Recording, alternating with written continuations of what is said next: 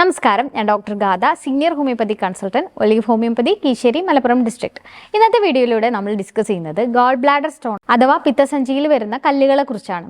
ഇന്ന് ഒരുപാട് പേർക്ക് ഉള്ളൊരു ഇഷ്യൂ ആണ് ഈ ഗോൾ ബ്ലാഡർ സ്റ്റോൺ എന്ന് പറയുന്നത്. പലപ്പോഴും ലക്ഷണങ്ങളൊന്നും കാണില്ല, മറ്റു പല അസുഖങ്ങൾക്കും സ്കാൻ ചെയ്യുമ്പോഴൊക്കെ ആയിരിക്കും ഇങ്ങനെ ഗോൾ ബ്ലാഡർ സ്റ്റോൺ ഉണ്ടെന്ന് കാണാറുള്ളത്. ഗോൾ ബ്ലാഡർ എന്താണ്, അതുപോലെ എങ്ങനെയാണ് ഇതിൻ്റെ സ്റ്റോൺ ഉണ്ടാവുന്നത്, നമുക്ക് എന്തൊക്കെ ചെയ്യാം എന്നൊക്കെ ഇന്നത്തെ വീഡിയോയിലൂടെ നമുക്ക് പരിചയപ്പെടാം. ഗോൾ ബ്ലാഡർ അഥവാ പിത്തസഞ്ചി എന്ന് പറയുന്നത് നമ്മുടെ ലിവറിന്റെ താഴെ ഉള്ള ഒരു അവയവമാണ് ഈ പിത്തസഞ്ചി എന്ന് പറയുന്നത്, ഒരു ബലൂൺ പോലെയുള്ള. അപ്പൊ ഇതിന്റെ ഫംഗ്ഷൻ എന്ന് പറയുന്നത് നമ്മുടെ കൊഴുപ്പിനെ അലിയിപ്പിക്കുന്ന പിത്തരസത്തെ, അത് ലിവറിൽ നിന്നുണ്ടാവുന്ന പിത്തരസത്തെ സ്റ്റോർ ചെയ്ത് വെക്കുന്ന ഒരു അവയവമാണ് ഈ പിത്തസഞ്ചി എന്ന് പറയുന്നത്.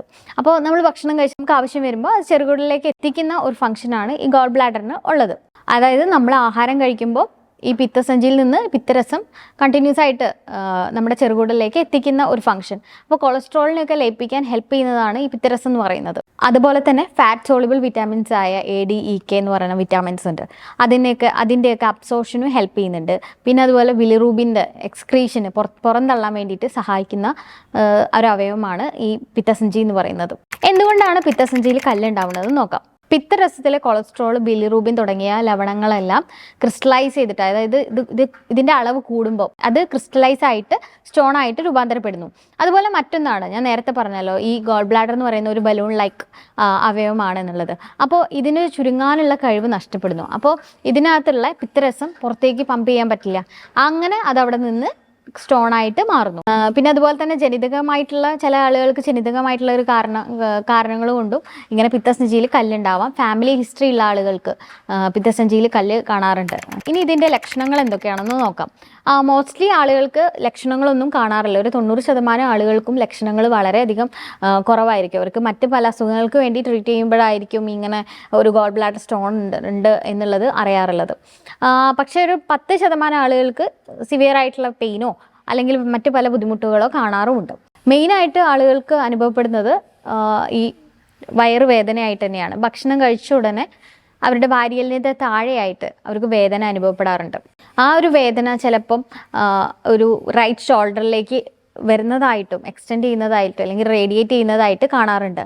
അതാണ് ഇതിൻ്റെ ഒരു മെയിൻ ലക്ഷണം എന്ന് പറയുന്നത്. ഭക്ഷണം കഴിച്ച ഒരു 15 to 4 മണിക്കൂറിൻ്റെ ഇടയിലായിട്ട് ഈ പെയിന് കാണാറുണ്ട്. അതോടൊപ്പം തന്നെ ചില ആളുകൾക്ക് ഛർദി അല്ലെങ്കിൽ ഛർദ്ദിക്കാൻ വരിക, വിറയലോട് കൂടിയിട്ടുള്ള പനി, ഇങ്ങനത്തെ ബുദ്ധിമുട്ടുകളും കാണാറുണ്ട്. അതായത് ചില ആളുകൾക്ക് അക്യൂട്ടായിട്ട് സിവിയർ പെയിൻ വരാറുണ്ട്. അപ്പോൾ നമ്മൾ എമർജൻസി ആയിട്ട് ട്രീറ്റ്മെൻറ്റ് ചെയ്യണം എന്നും പറയാറുണ്ട്. പിന്നെ അതുപോലെ തന്നെ ഈ കല്ല് ഈ ഗോൾ ബ്ലാഡറിൻ്റെ നെക്കിലാണ് വന്ന് തടസ്സപ്പെടുത്തുന്നതെന്നുണ്ടെങ്കിൽ നമുക്ക് കോളിസിസ്റ്റൈറ്റിസ്, ഞാൻ നേരത്തെ പറഞ്ഞ പോലെ അക്യൂട്ടായിട്ടുള്ള പെയിൻ വരും. പിന്നെ ചില ആളുകൾക്ക് ഈ കല്ല് പോയിട്ട് പാൻക്രിയാസിലേക്ക് വരും. അപ്പോൾ അവിടെ പാൻക്രിയാറ്റൈറ്റിസ് ഉണ്ടാകും. അതും ഒരു ശ്രദ്ധിക്കേണ്ട ഒരു കാര്യമാണ്. പിന്നെ മറ്റൊന്നാണ് ഈ പിത്തനാളിയിൽ പോയിട്ട് ബ്ലോക്ക് ഉണ്ടാക്കുകയും ഇത് മഞ്ഞപ്പിത്തത്തിലേക്കൊക്കെ നയിക്കുകയും ചെയ്യാറുണ്ട്. അപ്പോൾ ഇതൊക്കെ ഇതിൻ്റെ ലക്ഷണങ്ങളാണ്, അത് നമ്മൾ ശ്രദ്ധിക്കേണ്ടതുമാണ്. പിന്നെ ഇതെങ്ങനെയാണ് കണ്ടെത്താറ്, എന്തൊക്കെയാണ് ഇൻവെസ്റ്റിഗേഷൻസ് എന്ത് ചെയ്യാറുള്ളത്? നമ്മൾ സാധാരണ ബ്ലഡ് ടെസ്റ്റ് ചെയ്യാറുണ്ട്, അതുപോലെ തന്നെ സ്കാനിങ് ചെയ്യാറുണ്ട്.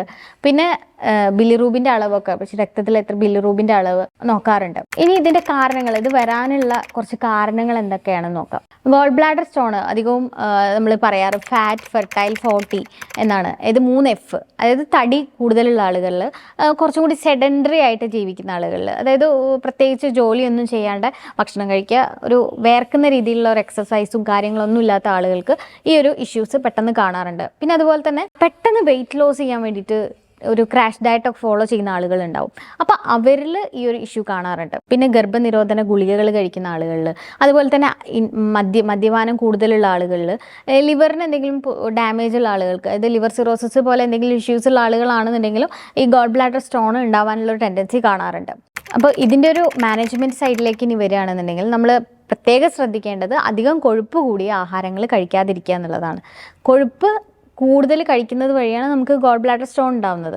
അപ്പോൾ അത് മാക്സിമം നമ്മൾ ഒഴിവാക്കുക തന്നെ വേണം. അതുപോലെ തന്നെ പുറത്തുനിന്നുള്ള ജങ്ക് ഫുഡ്സ്, സോഫ്റ്റ് ഡ്രിങ്ക്സ് പോലുള്ളവ, അതുപോലെ തന്നെ കാൽഷ്യം കൂടിയിട്ടുള്ള ഭക്ഷണ പദാർത്ഥങ്ങൾ, ഇപ്പോൾ പാലുൽപ്പന്നങ്ങൾ തുടങ്ങിയിട്ടുള്ള, അതുപോലെ തന്നെ ചില ആളുകൾക്ക് വിറ്റാമിൻ്റെ മെഡിസിൻസ് അല്ലെങ്കിൽ കാൽഷ്യം ഗുളികകൾ സ്ഥിരമായിട്ട് കഴിക്കുന്ന ആളുകളുണ്ട്. അപ്പോൾ അവർ ഒന്ന് ശ്രദ്ധിക്കണം.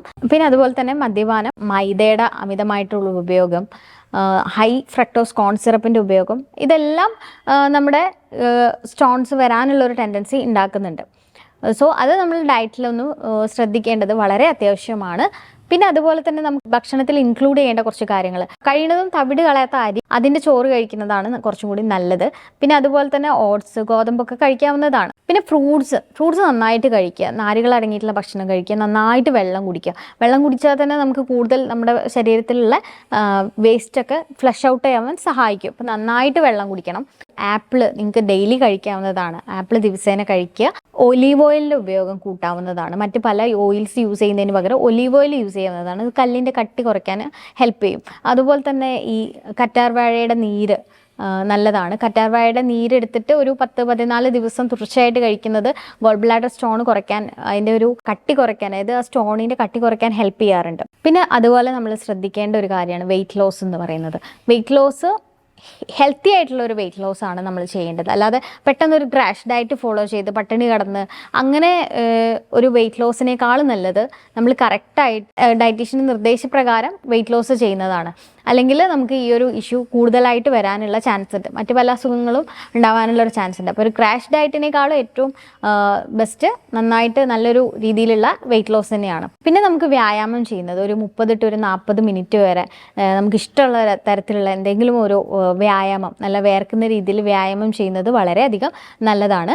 അങ്ങനെയൊക്കെ നമുക്ക് ഡയറ്റിലും ലൈഫ് സ്റ്റൈലിലും ഒക്കെ ചേഞ്ചസ് വരുത്തിയിട്ട് ഒരു പരിധിവരെ ഈ ഒരു ഇഷ്യൂസ് കൺട്രോൾ ചെയ്ത് വെക്കാവുന്നതാണ്. പക്ഷേ ഈ ഗോൾ ബ്ലാഡർ സ്റ്റോൺ ചില ആളുകൾക്ക് പെട്ടെന്ന് ഒരു ബ്ലോക്ക് ഉണ്ടാക്കുകയും വളരെയധികം ബുദ്ധിമുട്ട് ഉണ്ടാക്കുകയും ചെയ്യാറുണ്ട്. അപ്പോൾ ഒരു സർജറി ഒക്കെ അഡ്വൈസ് ചെയ്യാറുണ്ട്. ഇനി ഹോമിയോപ്പതി ട്രീറ്റ്മെൻറ്റിലേക്ക് വരികയാണെന്നുണ്ടെങ്കിൽ ചെറിയ കല്ലുകൾക്ക് ഹോമിയോപ്പതി മരുന്നുകൾ കൊണ്ട് തന്നെ ശരിയാവാറുണ്ട്. ഹോമിയോപ്പതി മരുന്നുകൾ പെയിന് കുറയ്ക്കാനും അതുപോലെ തന്നെ പിത്താശയത്തിന് വരുന്ന മറ്റു കോംപ്ലിക്കേഷൻസ് തടയാനും ഹെൽപ്പ് ചെയ്യാറുണ്ട്. ഒരു ഹോമിയോപ്പതി ഡോക്ടർമാരുടെ നിർദ്ദേശപ്രകാരം നിങ്ങൾ കണ്ടിന്യൂസ് ആയിട്ട് മെഡിസിൻസ് കഴിക്കുകയാണെന്നുണ്ടെങ്കിൽ തീർച്ചയായിട്ടും മാറ്റം ഉണ്ടാവാറുണ്ട്. ഒപ്പം തന്നെ നമ്മുടെ ജീവിതശൈലിയിൽ കുറച്ച് മാറ്റങ്ങൾ വരുത്തുകയാണെന്നുണ്ടെങ്കിൽ തീർച്ചയായിട്ടും അധികം കോംപ്ലിക്കേഷൻസും കാര്യങ്ങളൊന്നും ഇല്ലാണ്ട് നമുക്ക് ഈ ഒരു ഗോൾ ബ്ലാഡർ സ്റ്റോൺ മാനേജ് ചെയ്യാവുന്നതാണ്. ഇനി നിങ്ങൾക്ക് ഈ ഒരു ടോപ്പിക്കുമായിട്ട് എന്തെങ്കിലും ഡൗട്ട്സ് ഉണ്ടെങ്കിൽ തീർച്ചയായിട്ടും താഴെ കാണുന്ന എൻ്റെ വാട്സപ്പ് നമ്പറിലേക്ക് മെസ്സേജ് ചെയ്യാവുന്നതാണ്. ഞാൻ doctor Gatha, senior homeopathy consultant, olive homeopathy, Kizhisseri, Malappuram ജില്ല. താങ്ക്